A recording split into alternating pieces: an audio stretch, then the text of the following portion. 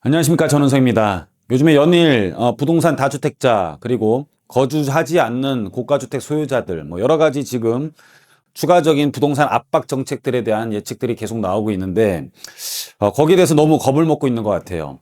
왜냐하면 지금까지 부동산이 시간이 지나오면서 계속 우상향 그래프를 띄고 지내왔는데 어느 정책을 하던 어느 규제 정책을 하던 간에 야, 부동산 정책이 이렇게 살살 할 거야 이렇게 한 적 단 한 번도 없습니다.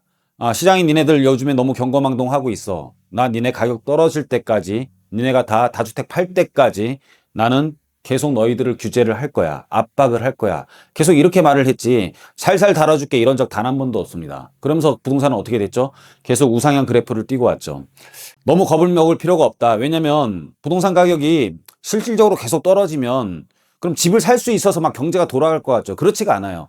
갖고 있는 사람들, 부동산 갖고 있던 사람들이 부동산 가격이 떨어지면은 본인의 자산이 되게 많이 줄었다라고 생각을 합니다. 이런 것들을 이제 역자산 효과라고 하는데 그러면은 자산이 줄면은 거기에 대해서 부채가 더 높아진 거죠. 똑같은 부채 금액이 있었는데 자산의 가치가 떨어지면 부채 비율이 더 올라간다. 이런 생각들을 가지고 있고 그런 생각들을 가지게 되는 순간부터는 어떤 일들이 벌어지냐면 다 지갑을 닫아버려요. 그러면 경제가 아예 안 돌아갑니다.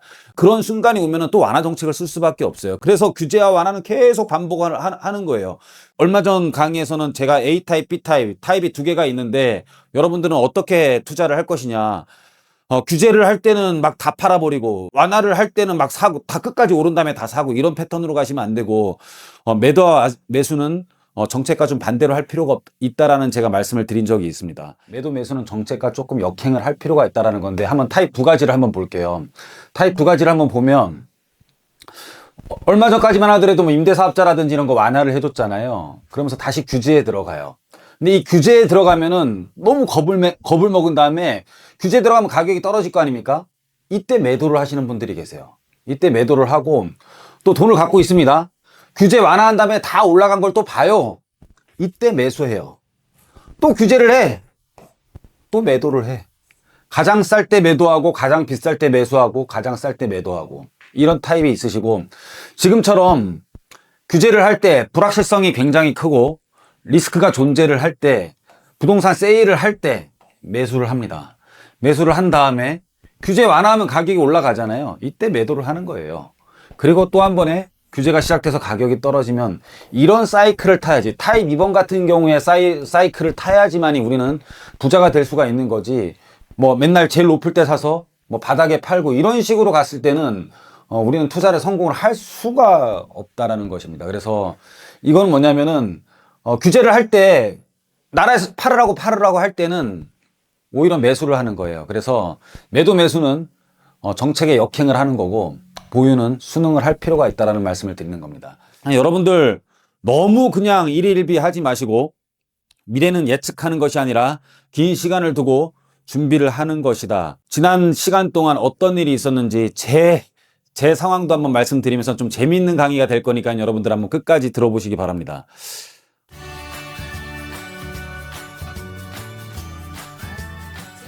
저도 진짜 30대 중반에 겁도 없었습니다. 사실은 그때가 언제냐면 2008년도에요. 서브프라임 모기지론 부실 사태가 일어나면서 리먼 브라더스 6,310억 달러가 부도가 납니다.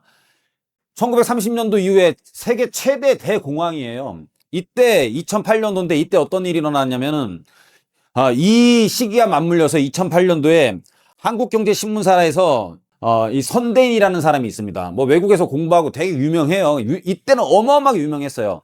책 제목도 와 어떻게 이렇게 디자인도 잘해. 책을 이렇게 찢어가지고 있잖아요. 부동산 대폭락 시대가 온다.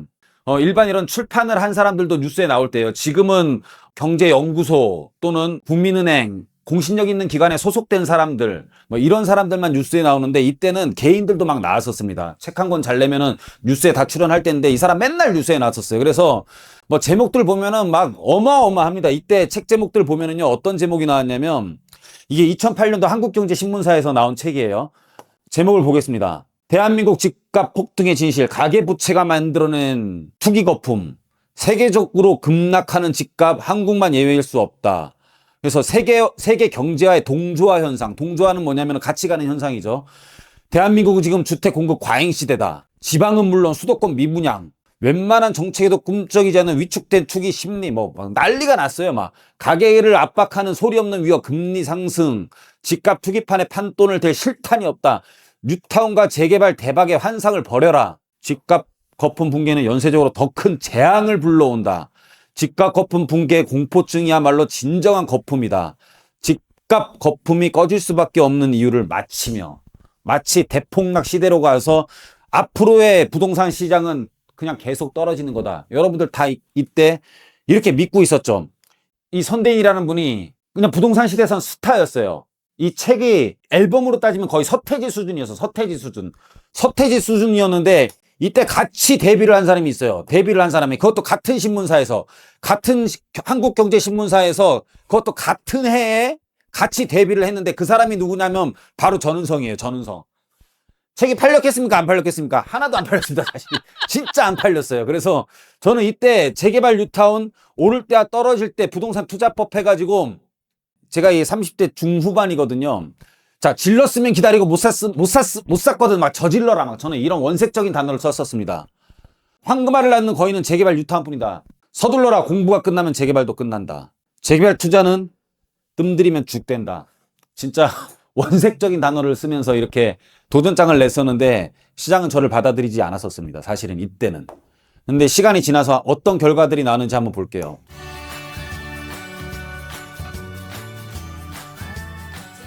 자, 여러분들이 잘 아는 그냥 아파트 한번 분석해 볼게요. 자, 대치동에 있는 음마아파트입니다. 음마아파트 2009년도 거래 금액이에요. 2009년도의 거래 금액인데 10억, 9억 8천, 7억 8천, 9억 7천 이렇습니다. 자, 이거 어떻게 됐습니까, 지금? 2009년도 이랬었는데 2008년도부터 대폭락 시대가 온다 그래갖고 떨어졌어요. 2009년도에. 2009년도 7월 달에 거래된 게 한 페이지도 모자라가지고요. 용기 낸 사람들이 이렇게 많습니다. 단 한 달간의 기회에 한 달간에 이렇게 음마아파트를 샀어요. 9억대, 7억대, 10억 언더로 막 이렇게 샀습니다. 어떻게 됐습니까, 지금? 2025년도에 41억 5천 38억입니다. 영원한 게 있습니까? 대폭락 시대가 왔습니까? 그냥 하나의 찰나였던 것 뿐입니다. 하나의 찰나였던 것 뿐이고, 압구정동 현대아파트 한번 볼게요. 그냥 여러분들이 잘 아는 아파트를 보려고 하는 겁니다. 전용 면적 196제곱미터 30억 8천만 원에 2009년도에 거래가 됐는데 161제곱미터 21억 8,500에 거래가 됐습니다. 2025년도에 196제곱미터는 무려 100억이나 올라서 130억 5천만 원이고 161제곱미터는 85억까지 거래가 됐습니다. 부동산 대폭락 시대가 진짜로 왔습니까? 해외 사람들까지 우리나라 부동산 시장 거품이라고 해외 경제학자들까지 그렇게 말을 했었는데 지금부터 이 금액들이 2008년도, 2009년도 가격으로 과연 떨어질 수 있느냐? 그건 아니잖아요. 그렇죠? 그렇게 되면은 뭐 우리나라 은행 담보 비율부터 해서 모든 게 다 떨어져가지고 은행까지 다 파산날 수도 있습니다. 그렇게 떨어질 수가 없어요. 그래서 여러분들은 이런 정책에 대해서 너무 그냥 위축되지 마시고 여태까지 그랬듯이 정책은 시장이 또 불안해지고 지갑을 닫으면 또 완화 정책을 쓸 수밖에 없습니다. 부동산만이 경제가 아니에요. 전반적인 경제 메커니즘, 소비를 하고 생산을 하고 이런 것들이 있어야 되는데 국민이 지갑을 닫으면 모든 기업들이 생산을 멈출 수밖에 없는, 그리고 실직자가 생길 수밖에 없고 사회적인 문제가 생길 수밖에 없는 구조이기 때문에 역자산 효과가 날 수 있는, 우리나라 지금 국민들에 대한 가장 큰 자산이 부동산인데 이걸 눌러버리면은 그 역자산 효과에 대해서 우리나라의 경제는 어떻게 될 것인가도 한번 생각해보고, 이런 것들은 여태까지 우리가 부동산 정책을 해오면서 한 순간순간뿐이었고 다 지나갔고 가격은 우상향으로 계속 여태까지 온 것을 우리는 봐왔습니다. 계속 위축되실 겁니까? 자, 오늘 강의는 여기서 마치도록 하겠습니다. 감사합니다.